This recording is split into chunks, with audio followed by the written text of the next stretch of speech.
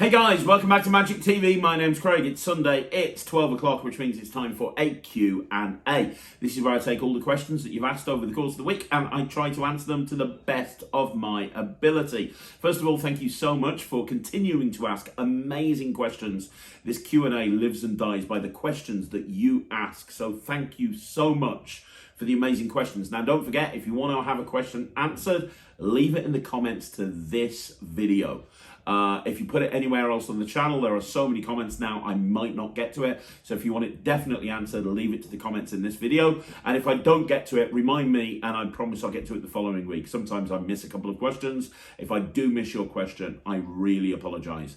Anyway, with that being said, there are some amazing questions here, and we're going to go right through them. So without further ado, let's have a look at the first question.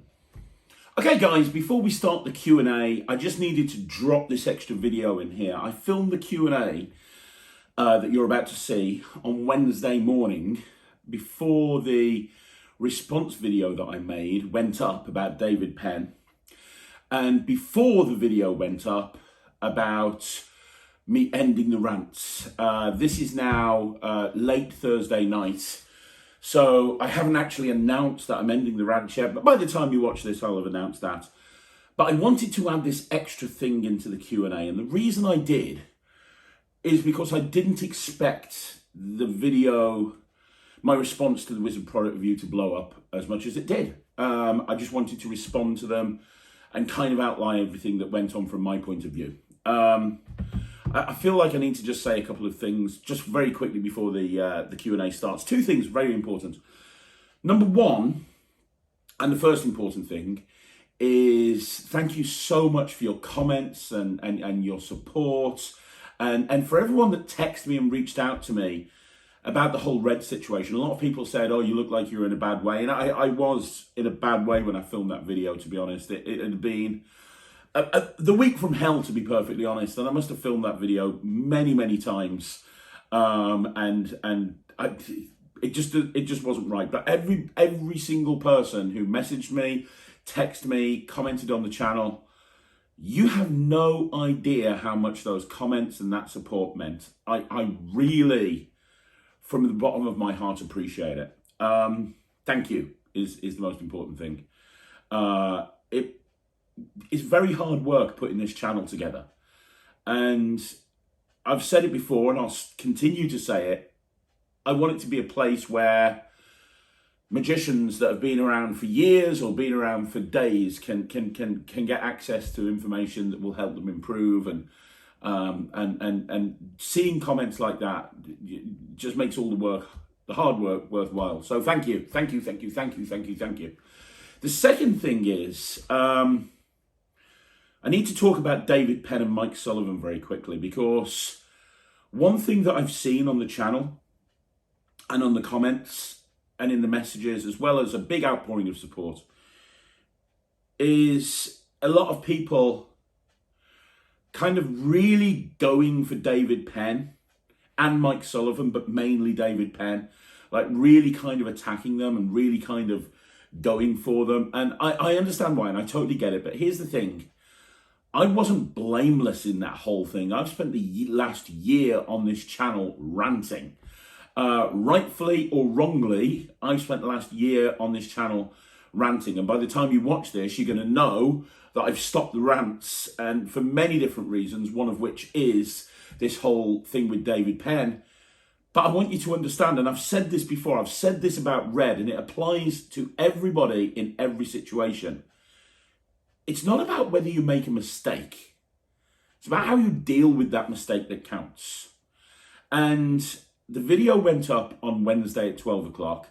I didn't really have time to see that video because on Wednesday I was working in London. I caught a 5 o'clock train to go to London. I then got on the train, got on the tube. I went to a corporate gig in London. I was sitting around. Well, not sitting around, but I was busy doing stuff, and then I was performing. Then I had to race to catch a train back. I got back home at about 7 o'clock. I went straight to the studio at the bottom of my garden because I was filming an interview with Matt Johnson. That went on about 2.5 to 3 hours. Then that finished at about 10.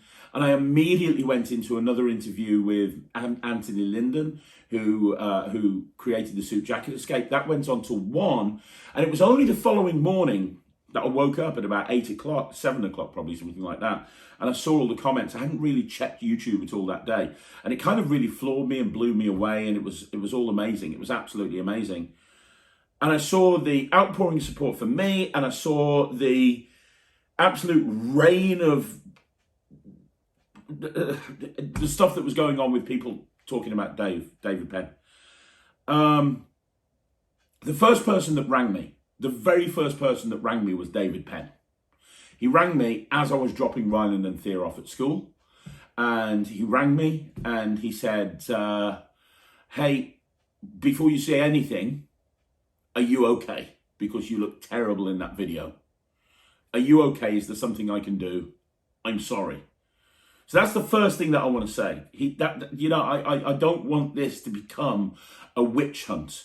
The videos that I showed you, the stuff that I talked about, is stuff I've had to deal with in this community for years. I know what it's like when the entire community is coming down on you with a ton of bricks. Anybody can make mistakes. Look, I was going back and forth with Dave. He was coming back and forth with me. And they took it too far. Absolutely, 100% they took it too far. I felt compelled to do that interview. And it was taken too far. But it's not about the mistake, it's about how you deal with it. And he stepped up, he rang me, he said, are you okay? Is there something I can do to help? And Dave was instrumental in getting me back in the Magic Circle in the first place, which I talked about. So he wasn't ringing up with any type of agenda. He wasn't ringing up to try and clear his name or get me to say anything. He just rang up and he was like, are you okay? I want to make sure you're okay. And I think it's important that everybody knows that. Then the same day, was it the same day? I think it was the same day. I had 2 other phone calls. One was from Michael J. Fitch on behalf of the Magic Circle, checking to make sure I was okay. And that shows a lot when it comes to the Magic Circle, I have to say. He saw the video and he was like, hey, I just wanted to check to make sure everything's all right. And then later on, Mike Sullivan rang me as well and said, look, I'm really sorry. And he was checking on everything as well. The point I'm trying to make is, let's not, I think as a community, we need to stop with I've been very vocal on this channel over the last year about cyberbullying and the comments, and I've always had comments. People describe me as Marmite. Craig Petty's like Marmite. You either love him or you hate him. And it's always confused me that, okay, you hate me. Why do you hate me? What have I actually done for you to hate me? And it's why I've stopped the rants, or one of the reasons why I've stopped the rants. There's many reasons. That's just one of them. And this channel is just going to be a positive channel from now on. Like I said, I'm still going to call out terrible tricks because that is something that really annoys me, and that's not going to change. I'm still going to call out terrible tricks. I'm still doing the honest trailers, but the rants are stopping, and it's important that I'm going to say it again. It's how you deal with situations that matters. It's about how you deal with it. Dave went too far with the whole ringing up Mike Sullivan thing. I talked about that. I'm not going to talk about it again. I did a whole video on it. But he was the first person to ring me up and check to make sure I was okay. He was the first person to ring me up to make sure I was okay. That's huge. And one of the things that I can tell he was upset. I've known the man long enough to know this. Either that or he's an incredible actor. And based on what I saw on the Wizard Pro Review last week, he's not an incredible actor.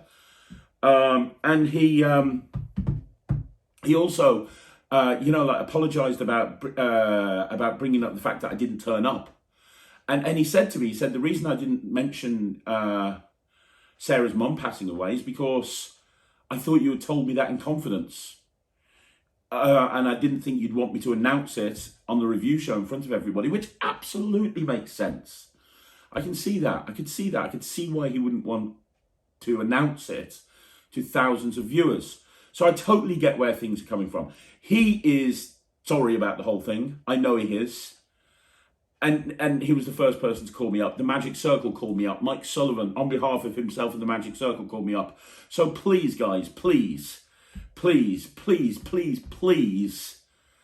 please, let's just draw a line in it. Let's just stop with the hate for David Penn, please. Let's just stop with the hate for the Magic Circle. My intention of doing that video was never to have people go, we love Magic TV, screw you, the Wizard Product Review. You know, people can coexist. There's room for the Magic TV, there's room for the Wizard Magic Review, there's room for Magic Orthodoxy, Real Magic Review, Tyler Lunsford, Michael O'Brien, any other review show that ever decides to pop up. There's room for all of us, because everybody's got their own opinions and their own way of looking at things, and that's absolutely fine. And I don't want Dave or Mike or the Magic Circle or anybody to go through what I've been through this last 2 weeks. I just don't. I don't want that to happen. So I'm going to play the Q&A now, but let's just move on, and let's try to be positive about absolutely everything. Mistakes were made on both sides. Mistakes were made on both sides, and hopefully we can learn from it, and it's how you deal with these things that matters. And, you know, this channel isn't going to be ranting anymore. We're still going to be honest to a fault. We're still going to be calling out terrible Magic products and terrible Magic downloads. That's not going to change. I'm still going to do the honest trailers. The difference is I'm not going to be doing the effing and blinding anymore. That's just not going to happen. But thank you for your support. That's the main reason I wanted to do this video. Thank you for the support. Let's draw a line. And now I'm going to go back to your regularly scheduled programming. I've always wanted to say that. This is like a dream for me. We're going to get back to your regularly scheduled programming. And I'm going to play the video where I'm going to answer a whole bunch of questions. So without further ado, here it is, the Q&A. Okay, so the first question is by Del T, and Del says, hi Craig, something that's really hindering me at the moment is bringing in decks. I want to use them, but keeping it flowing. What I mean by this is I do have quite a few decks for certain effects, like 52-1 deck or Divine and Conquer. What would you advise for someone like myself who's a hobbyist, who performs for friends at parties, not to be constantly going into my pocket to switch out decks? It feels odd for me to put the cards in the box after a trick and then switch the decks out. Thanks. Really good question. Really good question, to be honest. So yeah, I totally understand where you're coming from. I remember when I went to a restaurant a few years ago now, me and Sarah were away for a few days, and we saw Restaurant Magic advertised at this restaurant. So we booked a table, we went in for a meal, Restaurant Magician came over, didn't know who he was.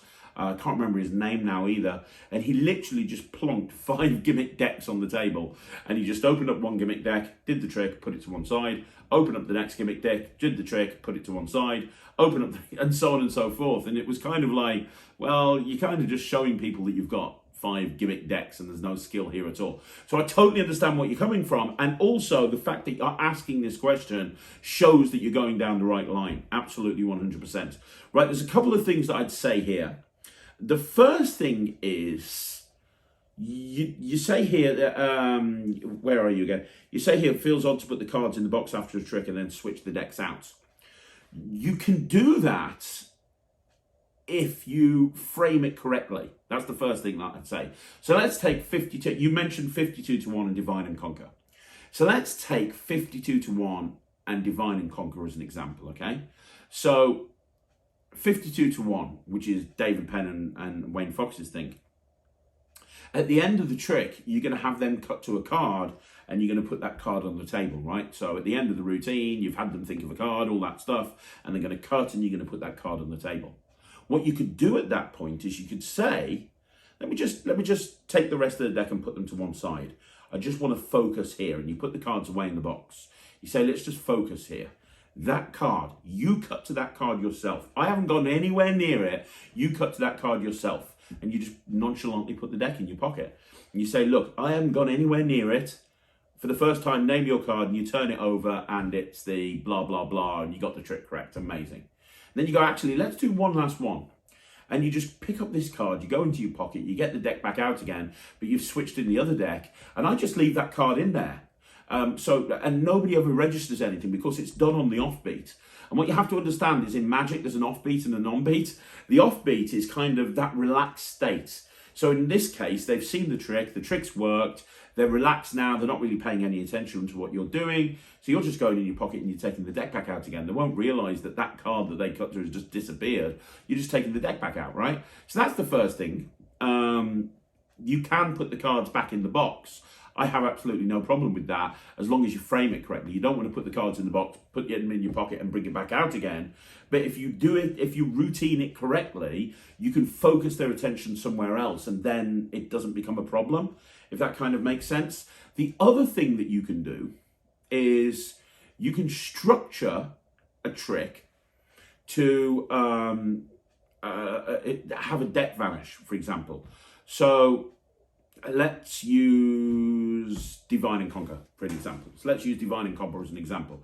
So Divine and Conquer is a great trick where two people think of a card and you divine the first person's card and the second person's card, the card disappears, right?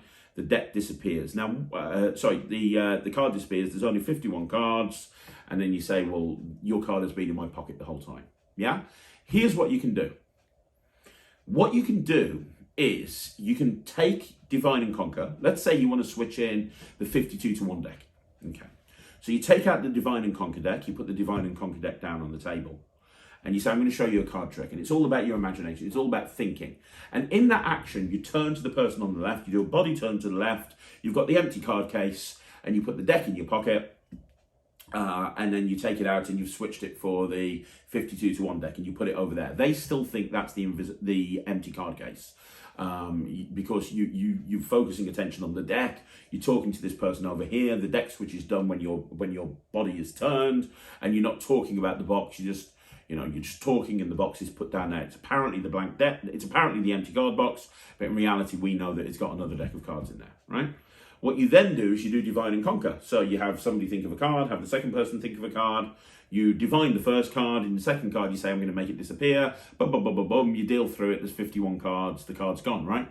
At that point now, you hold the deck, okay, and you say, now you're probably wondering where the card is.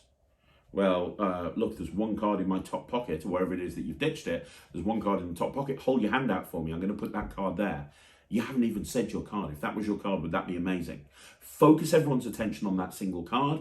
Take a step back. You're out of the performance area now. And just go south with this deck and just dump it in your pocket. And then bring your hand back out as if it still holds the deck. Nobody will be focusing on you because you've taken that step back. Everyone will be focusing on the card in their hand. You then take that card and you turn it over. It's correct.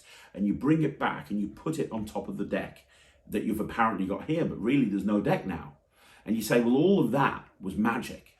All of that was, whatever patter you want to do. All of that was sleight of hand, but let me show you real magic. And you say, watch the deck. 1, 2, 3. And the deck completely disappears except for your card. And then you put the card in your pocket, which resets Divine and Conquer. And you go, well, where's the deck? And you say, well, the card case has been here from the very beginning. And you open up the card case, and inside the card case now is apparently the same deck, but now you've switched in the 52-1 deck. So now you can go into the 52-1 deck. So what I'm trying to say here is there's some way that you could do a deck vanish at the end of a particular gimmick deck routine and have it appear in the deck. They'll feel like it's an effect or a trick, but you've just switched you've actually switched that deck of cards in, if that makes sense. Two other ways that you can do it, and this is all about routining, but a trick that I used to do all the time was John Bannon's Shriek of the Mutilated. And if you don't know what that is, you have someone pick a card, you put the card in the deck goes in the box, you drop a razor blade in the box, you give it a shake, and you tip all the cards out, and they've all been cut to bits. It's not Shriek of the Mutilated, I think it's Chainsaw Massacre, sorry. Shriek of the Mutilated is the flash paper thing. You tip the pieces out, and there's one card that hasn't been cut up, and it's their signed card. Now, in that case, that's a great trick. But now the deck is unusable because it's all cut up. So you have a reason to go, oh, let me just go, I can't use this deck now. Luckily, I carry spare decks. I'm a professional. And now you have a reason to bring an extra deck out because the deck that you've got has been completely wrecked and you can't do anything with it. So think about the routines that you can structure into your act that allows that deck. It might be that the deck turns completely blank on both sides, in which case it's useless.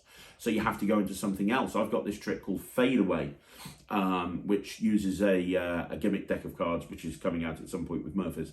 And it's all of the cards, all of the ink on the cards just disappear and you end up with a completely blank deck of cards. Well, that is a perfect example. That blank deck of cards can't be used for anything. So I have a reason to take out another deck, if that kind of makes sense. And then the final thing that I'd say is, can you structure it so that there's a reason why a deck is being bought out specifically for a specific trick? So again, I'll give you an example of my Visible project. I do this thing called a celebrity prediction, and I talk about how I've turned one card over in a deck, and I've actually wrote something on the back of it, and I'm going to put that right there. And I go into this whole routine. At the end, there's one card turned over in the deck, and I've wrote on the back of it, and it's your card. I have a reason now to put that deck away, because now there's one card missing from that deck, because I wrote on the back of it. So don't worry, I've got another deck of cards. You could use it as a color changing deck. Rather than going from red to blue or blue to red, you could do a color changing deck where all of the cards have got X's on the back of them. So now you've got this color changing deck where all of the cards end up with X's everywhere, and you can't do that trick anymore, because now there's just X's on all of the backs of the cards, so you're going to have to get a different deck. So there's lots of different ways that you can routine this stuff together to make it more natural, if that makes sense. But that's what I do. I think about the tricks that you're wanting to do in your set, and think about how you can routine your act in order to make it feel like you've only got one deck of cards in play the entire time. That's the best piece of advice I can give you on that. I hope that helps. But if you want further clarification, let me know. Okay, so the next question is by Frank Tugas. How you doing, Frank? Hope you're well. You've mentioned several times that you're a coin guy, although a lot of what I see you do on the channel are card tricks. What I'd like to know is, when you're hired to do professional close-up gig, what percentage of it is coins, cards, or other type of magic in your set? Man, I did that thing on my close-up case, didn't I? Where I talked about my close-up case. I should revisit that and do another one, because I have so many different versions of close-up cases depending on what I'm doing and the gigs that I'm doing. It very much depends, man. It very much depends on the gig, and is it mix and mingle? Is it table magic? And so many different things. I would say 50% of my material that I'll do at a gig generally at a close-up gig is cards. I'd say probably 30% is coins, and 20% is other stuff. I'd say it's probably broken down by that, but sometimes I've done gigs where it's probably 80% coins and 20% cards. I mean, it very much depends, but generally, as a rule, if I had to generalize it, I'd say 50%, 50% cards, 30% coins, 20% anything else. That's what I'd say. In terms of a stage, I never do coin magic on stage. I never do coin magic. I do parlor, but if I'm doing cabaret shows or I'm doing like an illusion show, I will never do coin magic. It's not visible enough, in my opinion. I've got bigger routines that I'll do. Excuse me, I've got bigger routines that I'll do. I love coin magic, but it's like the same thing. When you're doing close-up magic, you can't do one thing. I mean, you can. Paul Gordon's made a pretty good career out of just doing card magic, so there's nothing saying that you can't just do card tricks, but I would get bored. I like to have it varied up, and also it very much depends on the audience in which you're performing for. If I go up to a group of people and they go, oh, not another card trick, I ain't going to be touching cards. If I go up to a group of people and they go, oh, I'm so glad the magician's come around, I really like Darren Brown, well, I'm probably going to go down the metal bending route and sort of gossip and Stebbins deck and stuff like that. So it very much depends on the audience that I have in front of me, if that kind of makes sense. But I probably do more coin magic than most. I do like to open with a coin trick. And the reason is, and I've talked about this on the channel before, but when you bring out a deck of cards and you go, I want you to pick a card, ultimately people are going to go, oh, I've seen that one before. Because a lot of the time they think they've seen the trick. They probably haven't, but they think they've seen that trick before. I never get that with coin magic. I never do a 3-coin production, and really fancy 3-coin production, and have people go, oh, I've seen that one before. It establishes credibility immediately, if that kind of makes sense. So that's why I like to go down the coin magic route, especially as an opener. It kind of takes me to an entire other level before I've even done anything. So yeah, I hope that answers your question, Frank. Okay, so the next question is by Magic Man, and Magic Man says, "Hi Craig, unless I missed it, you didn't answer my question I asked last week. If I didn't, I'm very sorry. Have you had any further communication with Dan Rhodes since your last interview? You offered to help him to avoid exposure in his videos. He seems to have gone back to his old ways, even though he said he wouldn't. Maybe you tried to get him on Talk Magic again to chat." Yes, I am getting him on a Talk Magic to chat. Absolutely. I reached out to Dan a little bit recently, and he's going to be coming on the channel quite soon, and it's going to be a very interesting chat. There's several things that I want to talk to him about. It's not going to be a rant. I don't know if anybody's watched the video I put up on Friday. This is being shot before the Friday. So, at this point, it hasn't even gone up. In fact, this is being filmed even before my response to Sean Hayden has gone up. So, I don't know the comments on those, but if you haven't seen the Friday night video, I am stopping the rants immediately. There's not going to be any more rant videos on a Friday, so it's not going to be a rant. It's not going to be in the form of a rant, but it is going to be a conversation with Dan, and there are certain things that I want to ask him to do with TikTok and to do with YouTube. But ultimately, at the end of the day, the guy's killing it on YouTube. I've seen some of his videos, and some of them are exposure, but I don't think he's doing it as willfully or blatantly as he did before. But I'm going to go and check out his stuff before we do the interview. I'm hoping to interview him in the next week or so. But keep watching the Talk Magic playlist. You'll see when it goes live. Okay, so the next question is by Mike D. "Hey Craig, I'm sure you hear this a lot, and forgive me if I sound like a broken record, but when are you going to be on Penn and Teller? Fool us. Also, do you do lectures at all? Not Zoom lectures, but old-fashioned ones where people talk face-to-face. Lol." Okay, so there's two questions there. The Penn and Teller thing, I talked about this, I think, at some point, maybe last week. I've got no interest in being famous. Back in the day, about 10 years ago, all I wanted was to be famous. Now I don't care. I'm in a really good place in my life. I'm happy. I love my family. I love my kids. My business is doing well. I don't really need to go on TV. That's not something. I'm never going to enter a magic competition again. That's kind of gone. That's beyond me. Those days are numbered. However, having said that, there is a trick that I've got coming out at some point with Murphy's Magic, and it's coming out soon. It's being filmed. Me and Lloyd filmed it. Lloyd Barnes from Murphy's. We've filmed the whole thing. We're just waiting for it to be made. It's a special. I can't really talk about what it is, but it's fooled some of the biggest names in magic. It's fooled some of the biggest and best names in magic. And I think if I ever stood a shot at fooling Penn and Teller, it would be with that trick. So maybe I'll when that comes out, I'll send it's got a lot of live performance footage with it. Maybe I'll send a live performance video over to Penn and Teller Fool Us, possibly. Maybe, I don't know. But yeah, if I was ever going to enter with anything, it would be that trick. So we'll see, I suppose. We'll wait and see, but it's not something that's really ever been on my radar. And the other question, I'm sorry, I should have answered this. You asked about lectures as well. Here's the thing, I used to do lectures a lot. Before I disappeared from the magic community, I used to love doing lectures. They were one of my favorite things to do.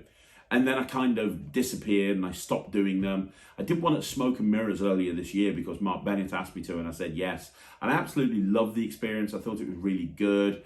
And I did a couple of Zoom lectures as well. Didn't like doing them on Zoom as much because, Zoom, it's a platform, it works, but I think lectures, it's better to be there in person and be able to interact more than you can do over Zoom. So I'm planning on doing a lot more lectures in 2022. I'm planning on doing a lot more lectures in 2022, including some lecture tours. So I want this lecture to be special. I want it to be more than just a lecture. If I'm going to put something together, I want it to be really good.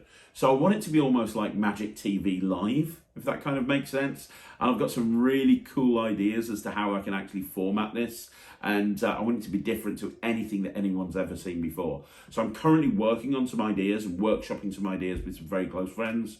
But yeah, the ultimate goal is to be doing a lot more lectures in 2022 all over the world. So if you would like me to lecture, let me know. It'll be happening at some point.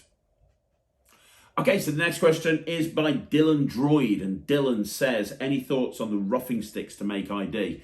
You can use roughing sticks to make an invisible deck, absolutely. There's no reason why you couldn't. I'm very old school. I'm not a big fan of the roughing sticks. I've just never been a big fan of roughing sticks, unfortunately. I prefer old school roughing spray. That's kind of my thing, roughing spray. The stuff that Card Sharp brought out, I can't remember what it's called, the stuff that Card Sharp brought out, that's really good as well. Roughing spray or science friction, that's it, science friction. That works really well as well. I actually prefer a spray to a stick. So that's just my personal preference. I know there's people out there, like talk to Harry Robson, for example. He's going to mention his sticks at every available opportunity because for him, the sticks are the best option. And that's absolutely fine. For me, I prefer roughing spray. Okay, so the next question is by Sean Underchak. Hey, Sean. What is your opinion of Tenyo products? While many of them might not be practical for professional use, the methods for some of them are pretty darn clever. Also, would you consider doing a review show of the current year's Tenyo lineup? So first of all, yes, I am going to be reviewing the new Tenyo tricks, and that's going to be happening soon. We have reviewed some Tenyo tricks on the various shows in the past. Ryland normally likes performing them because you are right, they are like toys. However, I love Tenyo. When I first got into Magic, I bought every Tenyo trick that I could get. And you're right, they are super fun. Very impractical, but super fun. And I absolutely love performing them. They're the sort of thing that you show people when you come around your house, and magicians find them so clever. It's not something that a lot of the time you'd take to a gig, but it doesn't make it any less fun to perform with. So yeah, maybe I'll do like a magic stuff on the best Tenyo tricks of all time and perform the Tenyo tricks and talk about why I like them. Maybe people would be interested in that. But the new stuff, I haven't got them yet, but we'll definitely be doing a review show on the new lineup of Tenyo tricks. So look out for that. So the next question is by John Rice, and John says, have you ever used the Topipit? And the answer is yes. I fall in and out of love of using a Topipit. I've gone through periods of my life where I actually used the Topipit a lot. I remember when I first got into Magic and I saw the Topipit DVD by Pat Page. I bought my first Topipit and I practiced and practiced and practiced and got really good at it and really enjoyed doing that. So I did the Topipit for a while. Then it kind of dropped out my repertoire. Then I saw Michael and Ma using the Topipit and I started doing the Topipit again, and then it dropped out my repertoire. And then many, many years ago when I first met David Penn and I saw his stuff and Circle to the Fourth Dimension and all these different things that uses a Topipit, I was like, man, he does this so well. I want to use a Topipit. So I started using one of David Penn's Topipits, and that I did that for quite a while. Then I stopped using them. Topipits are great. I will probably start using it again at some point in the future. But the problem is with the Topipit, you have to, it's one of those things that is infinitely very simple, but it's also very difficult to make look good, if that kind of makes sense. It's a very simple thing to do, but it's difficult to make look good. And I think a lot of people try to use the Topipit before they make it look good. And so it ends up looking terrible.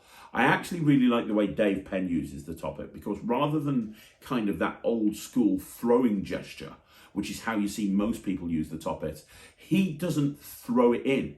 He uses it in a very, very convincing way.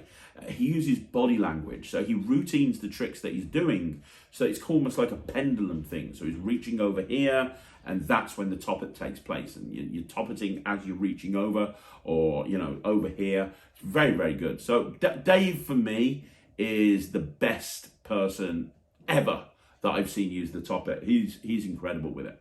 And I defy anyone to watch David Penn use the Topipit and then not want to go out and buy a Topipit and do it themselves. So yeah, it's great, but you do need to put the practice in. It's not an easy thing to do.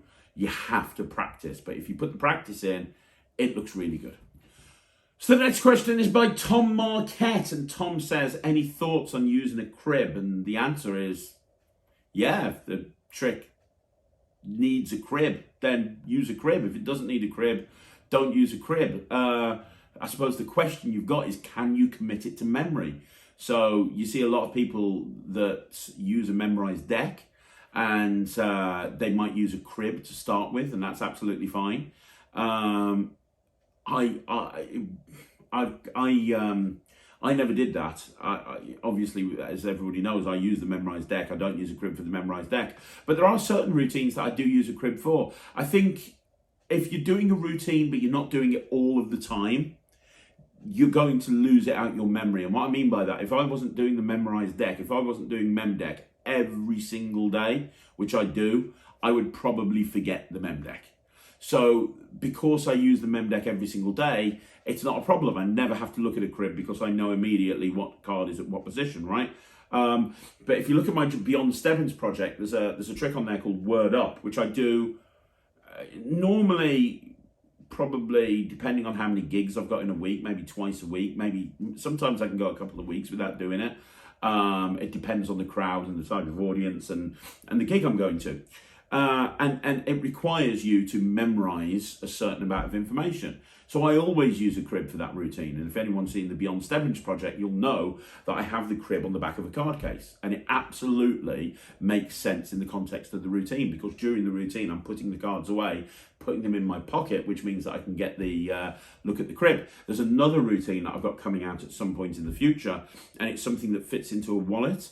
And it requires a crib as well, but the crib is built into something that you would have in your wallet anyway. So there's something that you would have in your wallet anyway, and that cribs you the information. And I've routined the trick so that you're not actually looking at the crib, you're just putting stuff in or out of your wallet. So yeah, I have no problem using the crib. And that particular trick, for example, is 32 pieces of information that you need to remember, and each one is assigned to a numerical value. So you could, I memorized a deck of 52 playing cards, I could memorize that information, but the crib makes it easier so that I don't have to remember the information, and also the routine allows me to get access to the crib very, very easily. I think the problem with the crib is when you're trying to shoehorn it into a place where you've got no reason to have the crib. So if you're having to search in your pockets in order to get the crib, that's not very good. I remember when I first saw John Archer's version of the it's not mental epic. The square, the number square thing. Can't remember the name of it. They all add up to a certain number. He's got a way of actually getting that information. He's got a way of getting that crib in a very, very clever way. He's got a crib built into his pen, and it's genius. It's absolutely genius. So yeah, I will happily use a crib. I've got no problem using a crib. I don't need to use one for every situation, but if the situation calls for it and you can come up with a way of using it in a very organic way, absolutely brilliant. So the next question is by Brandon329. Brandon329 says, are there any sleights or moves that you learned that you just gave up on and didn't bother learning for one reason or another? Yeah, that's a good question. And it's why I've got a deck of cards here. For a long time, I never, excuse me, for a long time, I never bothered using a strike double. I always got a break. And in the real world, if you look at my real world videos, just lifting up at the back of the deck briefly to get a break underneath two cards is not a problem at all. That's not an issue. When I started doing videos on YouTube to camera, then all of a sudden, people were like, "Oh, your get ready sucks, man. You need to be able to do a strike double or do a whatever. Get the break with your pinky and do a pinky pull down, or pinky count." And I was like, okay. I resisted it for a long time, but then I was like, well, okay, if I'm going to be performing on YouTube all the time, it makes sense that I would need to be able to do a strike double. So now I've spent the last probably 6 months practicing how to do a strike double. And more importantly, there you go. And more importantly, I'm actually getting pretty good at it. That's how I normally do my double now, like that. so no break. So that's something that I spent years not being able to do, and then I got it. You know, it took a lot of practice, but I got it. The other thing that took a lot of practice that I got eventually was the one-handed shuffle. And the reason I learned to one-handed shuffle is because I wanted to learn something impressive. I didn't want to learn all the fancy shuffles. Not that there's anything wrong with them, but I've never really been too much into flourishing. I like watching it, don't particularly like doing it myself. But I wanted to do something that established credibility immediately.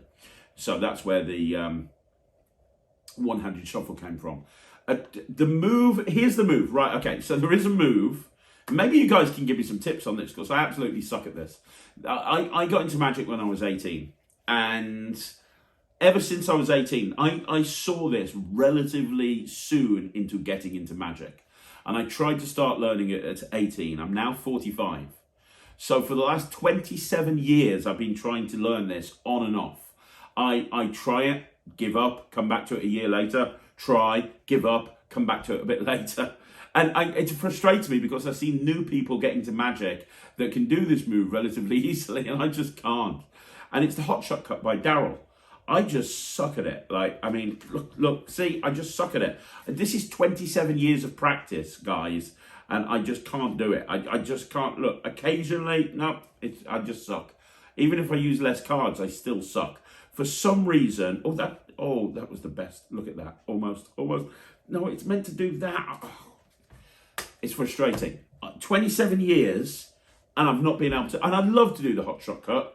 It's one of those moves that I really would like to do. And every single time I practice it, and I'll come back to it, look, I just can't do it. So, and I thought I'd be able to, because I can do the one-handed shuffle. I can do the one-handed shuffle really well, but I cannot, for the life of me, do a hot shot cut. So if anybody is watching this, and you can give me some advice on doing that cut, please do. Because it's probably, in order to answer your question, it's the one move that I've wanted to include in my repertoire that I've just never been able to get down. So if you can give me any advice on it, anyone that does it really well, that would be greatly appreciated. Thank you very much. So the next comment is by Andy Woodhouse. Hey Andy, hope you're well. And Andy says, the glasses trick where you put your hand in the ring apparently in the hand and it attaches, I believe is an idea by either Jay Sankey or someone like that. I think it was called a wishing well. Barry then comes on, hey Barry, and talks about how it was Pat Page was the first person to do that. And then Andy says, my point is just to credit, as it's an old idea, credit is so important. I get where you're coming from, Andy, but the thing is, I'm not claiming that that's my own. It's not like I released it as a product. It's not like I said, right, okay, so the next thing that Craig Petty is going to release is Craig Petty's glasses trick, where I'm going to do that. It wasn't like that. Somebody asked me a question of tricks you can do with glasses, and I was like, well, this is something that I do, and I've done for a long time. I haven't seen Pat's or Jay's version of that trick. I'm sure that there's a million other people that have got different routines like that. I'm not claiming that this is my own. I can't credit everything. My knowledge is fairly extensive, but I can't credit everything. When I'm asked questions on the Q&A, I'm doing this off the cuff, so I haven't got time to go and research into the answers and spend absolutely ages.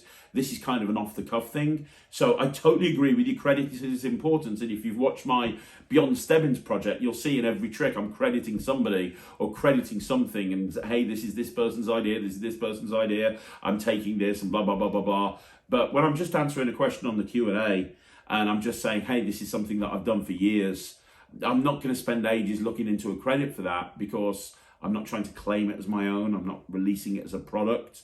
I'm just saying this is an idea that I've actually used in answer to someone's question. So hopefully that makes sense. It's nice that you guys have put together all of this stuff. So that's really good. So yeah, that's great. But yeah, I don't feel like every time I do a Q&A, I need to credit every little thing that I talk about, if that makes sense. Okay, so the next question is from Brandon Pierce. Hey Brandon, this is a quick one. Will Sharpie bleed through Tyvek paper? Yes. Could I use Sharpie on the prediction for random happenings? Probably, but you would maybe. I think I did. I think, I don't know, Sarah. Here's the thing. Sarah does all the writing on everything for me. And she's got a variety of different pens. I'm pretty sure she uses a special pen to write on the Tyvek and do the predictions and everything. Because my handwriting sucks. It sucks, and it sucks bad. So anytime that you see anything written down that's pre-written, it's probably Sarah that's done it for me. So she's done the random happening predictions. So I don't know what pen she used. I thought she used a Sharpie, but she might not do. But Tyvek, yeah, Sharpie definitely bleeds through Tyvek. So that's something that you want to be careful of. Okay, so the next question is by Mac Mystery, I think. Visible was ace, thank you. Really great project, some great tutorials, bags of value, and ordered a Beyond Stebbins. Well, I hope you like Beyond Stebbins as well, man. Thank you. I really want to get into coin magic. Love the idea of using a couple of gimmicks. What would you recommend for a beginner to get the best bang for the buck? I'm thinking a coin flipper. I'm thinking a split coin, flipper coin. This would be a good option. And what others are good to begin with, but still get great reactions? Okay, so that would be. I think that when you get into coin magic, first of all, you're gonna experience purists who are going to tell you don't use gimmicks, and my attitude to that is just rubbish. We owe it to our audiences to do the best possible performance that we can do. Now, if that means that you've got a trick that you can do that doesn't require a gimmick and it's going to blow your audiences away, that's great. But if you're going to use a gimmick in order to blow your audiences away, and that's the best way to do it, then use a gimmick. I think that there's 3 gimmicks that you should get when you first get into coin magic, which is a flipper coin, a split coin, and a shell. Between those 3, you can do so much amazing magic. In terms of where to look, Troy Hooser has some great stuff on the flipper coin. Dean Dill has a DVD on the flipper coin, which is great. I have a DVD on the flipper coin, which is great, but I am going to be redoing it at some point because it's very old. Split coin. The best option really is Split Happens.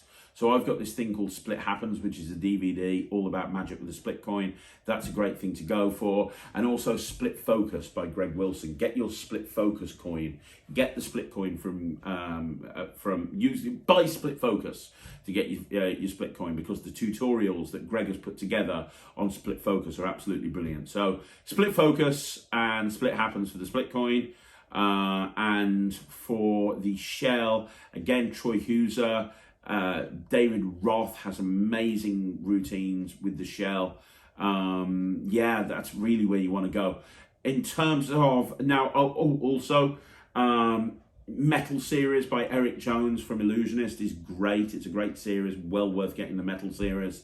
And also, I put out my first Coin Magic Academy with Alakazam. I put out, I think, about 10 routines on there. You can still get it from Alakazam. I put 10 routines on there, loads of really cool coin routines.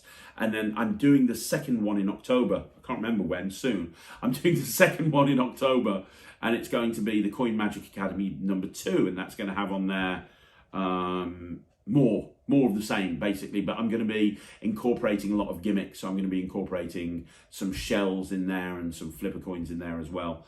Volume 1 had a really nice split coin routine, which is Karan's medallion routine done with a split coin, which is a really nice way of doing it, and it makes it almost self-working. So you might want to look at the Alakazam Academy as well. But yeah, those are the resources: Metal, my Alakazam Academy, and all of those DVDs that I mentioned. All of those are really good resources. But if you can afford it, get yourself a shell, get yourself a split coin, and get yourself a flipper coin, and get some matching coins to go with it, and you're going to be good to go. Another question by Matt Mystery is, what would be a great resource for things like basic card handling, just the stuff with cards that makes you look professional? Not sleights as such, just general handling to make your card handling look slick. I would recommend Card College, to be perfectly honest, because the Card College books go through absolutely everything. If you haven't got the Card College books, get them. I mean, it even has a diagram of how to hold the deck at the beginning. You know, it's like, this is mechanics grip, this is the dealing grip, this is that, this is the other, this is end grip, this is that. It's definitely, if you're not the problem is a lot of people are visual learners and they only want to learn from DVD or download. But if you can get on okay with books, I'd recommend getting the Card College books. I really would recommend getting the Card College books. I think those are going to set you up really well. And there's a lot of stuff in there that's not just tricks and not just sleights, but how to actually hold a deck of cards properly, how to make it look like you're a professional using a deck of cards. So Card College is the way I'd go with that one. So the next question is by Davis West. Hey Davis, how you doing? I have mental die and I absolutely love it. Good call. I've been trying for days to come up with an idea for a single person chair test with a die. I'd have the spectator roll the die to show that I couldn't influence them and then roll it without me seeing it. So I know where they're sitting from chair 1 to 6. I just need help coming up with a way to use that information and have a kicker ending. Any ideas would be helpful. So you want one person, you want 6 chairs set up on stage, and you want one person there and you want them to roll a die, and then you want them to sit down at a chair and how to use that information. I would probably, and if I think about something else, I'll revisit this on a future Q&A, but off the top of my head, I would probably try to go down the route of some sort of multiple out system. So for example, and this is just off the top of my head, but hopefully this will give you an idea.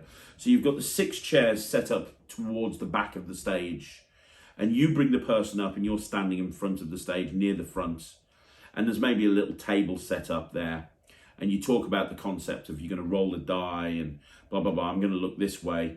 So you then get them to roll the die and you say, you're happy with that? And they say yes. And you go, fantastic. I'm not going to look at you. Whatever number's on there, you're going to go and sit down on that chair. And you could have, for example, the chairs have on the, so the chairs are set up and they've got 1, 2, 3, 4, 5, 6 on them. Okay, so they've got a thing hanging on them, an A4 piece of laminated paper that says 1, 2, 3, 4, 5, 6. Okay, and you're facing that way and you can't see them.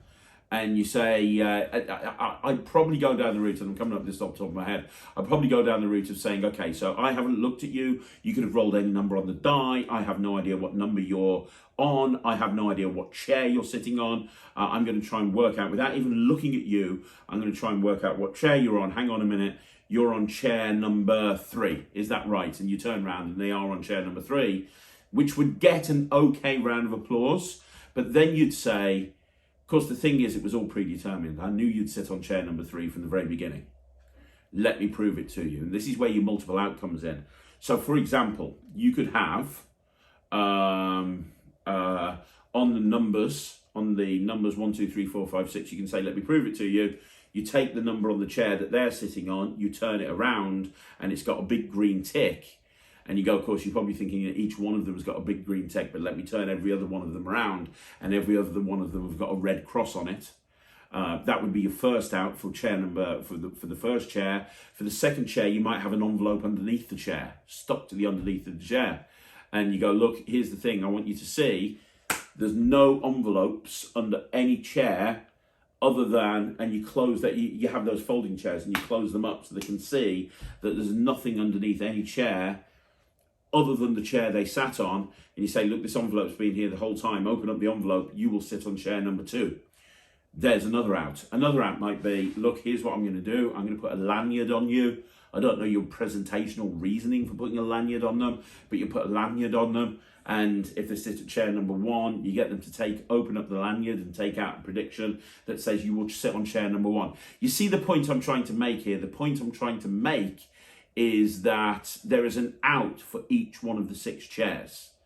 And you can point that out before you even turn round, because you know what chair they're sitting on before you turn round. So you can be facing the front, they've sat down on their chair, and if you know the out is the one, for example, with the thing stuck underneath the chair, you can start off by saying, look, you could have sat anywhere, you could have rolled any dice. You're sitting on chair number 2. Is that correct? Yes. Thank you. And as I say, you'll get a small round of applause. And then you say, but here's the thing. You could have sat anywhere. You sat on chair number 2. Feel underneath. Do you feel an envelope under there? And they say, yes. Now you turn round and you say, the thing is, every single other chair didn't have an envelope on it. but yours did, and yours has in it, you'll sit on chair number 2. So in other words, you're using the information from the mental die to do a multiple out routine. Now the challenge here is working out what the multiple outs are going to be. So as I say, the logical ones, the ones that are obvious, is on the, you know, having the chairs numbered and having it on the backs of the Tell you what you could do. You could use the acro index by Blake Voigt, at the stage size acro index, and on one side of the acro index you could have the numbers, and you've got string and they're attached to the chair, and then on the other side it's got 1, but you can flip that acro index around to have 2, if that makes sense. So you could have it that way. You need 6 outs basically, but if you could come up with an effective way of using 6 outs, you could have your revelation of the chair that they're sitting on, and then your kicker ending that you wanted would be to show that you predicted it beforehand, and you just show the relevant out based on the chair they're sitting on. That's probably, off the top of my head, the route I'd go down, but if I think of something else, I'll let you know in the Q&A. But let me, in a following Q&A, but let me know what you think down below. Would that work? Is that the sort of thing that you're thinking of? So the next question is, and the final question is by Trombone. I think that's how you pronounce it, Trombone. Hey Craig, hey buddy, how you doing? First of all, thanks for the content. I'd be lying to say if I hadn't lost motivation during the last year or so, and watching your channel has inspired me so much. It's genuinely appreciated. You're more than welcome, man. That really means a lot. One type of effect I've always carried but never been happy with is keyring magic. I used to have a ring flight before switching to David Penn's fob as a card to impossible location. This required always having a pack of cards to me, so that was retired. I've tried other key and keyring related effects over the years, but I've never found one I like. I like the idea of having just an effect that's ready to go on my car keys for those times where I have my wallet, my phone, and my keys. Any hidden gems in this area that you would suggest? Something that doesn't require having additional somethings loaded elsewhere. Okay, so there's a few things that I would suggest here. First of all, revisit the ring flight, because have a look at Prop Dog's ring flight. They've got a budget version now, and Prop Dog's ring flight is absolutely the best on the market. Dave Bonsall bought out the ring flight revolution many years ago, which is what I use, but he's also got this budget version as well that came out recently, which is really good. So the first thing I'd say is revisit ring flight revolution, because it is really good. Secondly, something that Harry Robson bought out that I think is available in most places is something called Fly Drive, which is, it looks like a car key that you just have on your keys, but it allows you to load a coin or a ring into the actual car key. So you can do a ring router, you can borrow a ring or a coin, have it vanish, and then you can reach in, get your car keys, open up your car keys, and inside is their key. So that's actually a really cool thing to do as well. So there's that. I would also, I talked about this on my, I talked about a couple of things on my everyday carry video, but Ignition by Magic Smith is a really good thing to carry around on your keys as well.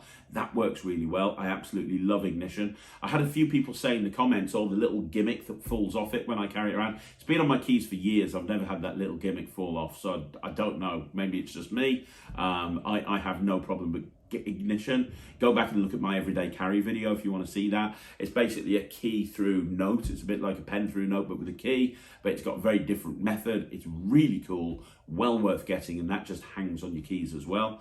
As does, if you get yourself the Pro Mystic Rubik's Cube key ring, it allows you to divine a color very easily, and you can actually get a key fob from Pro Mystic that looks like a garage door key or an alarm door, an alarm sort of thing, you know, like a little push button remote control thing that you'd find on a set of keys.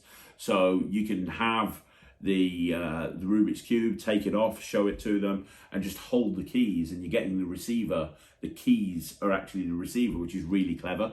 So that's actually built onto the key. The other thing that I'd suggest is getting yourself a key fob and taking a picture of a Rubik's Cube like that. So I use this picture of a Rubik's Cube on my arm, and I use my timing force to force that particular outcome. And I use a tattoo, but you could use a key fob on your keys.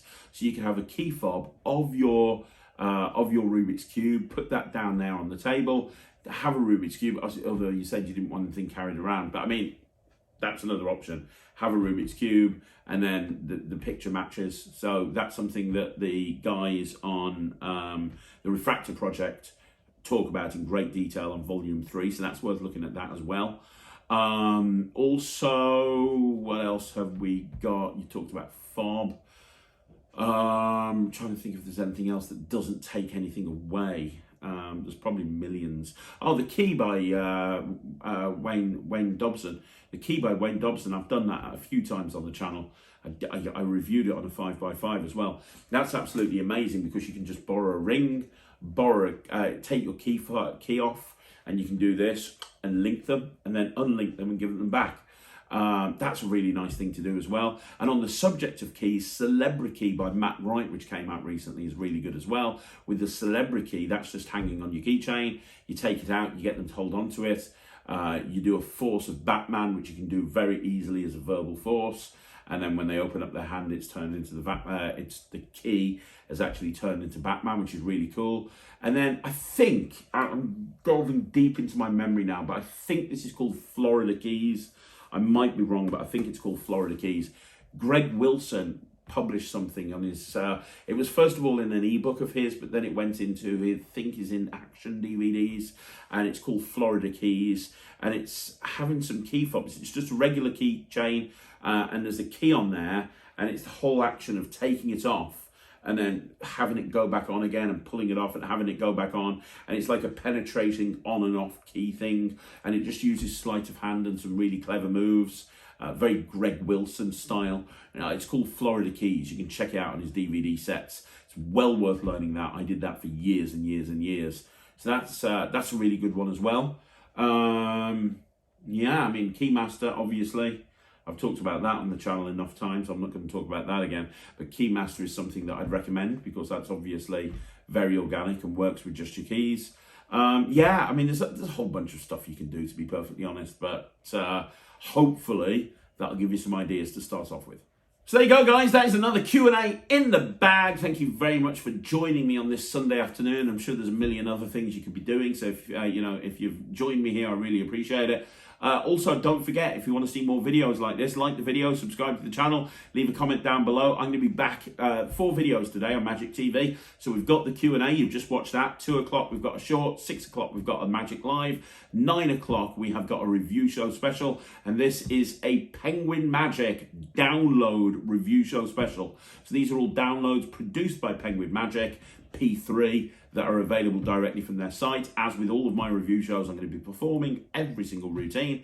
And I'll be back on Monday with a 5x5 on Monday at 9 o'clock, at 2 o'clock a short, and at 6 o'clock a Magic Live. Thank you once again for continuing to support me and Magic TV. I really appreciate it. I'll see you again soon. Thanks very much for watching. Have a great Sunday.